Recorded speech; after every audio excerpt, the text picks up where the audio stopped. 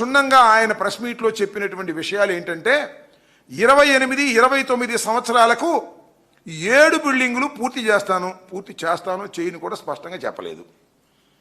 నవనగరాలు గాలిపోయాయి.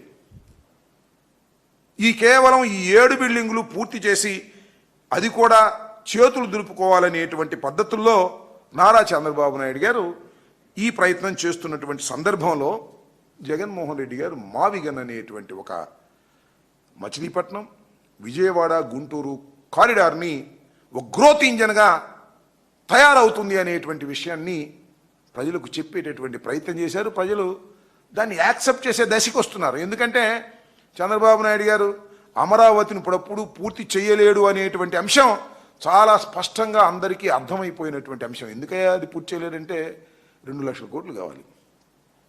ఆయన చెప్పినటువంటి పద్ధతిని చేయాలంటే 2 లక్షల కోట్లు కావాలి. ఎక్కడి నుంచి వస్తాయి 2 లక్షల కోట్లు? రాష్ట్ర ఆర్థిక పరిస్థితి ఎలా ఉంది?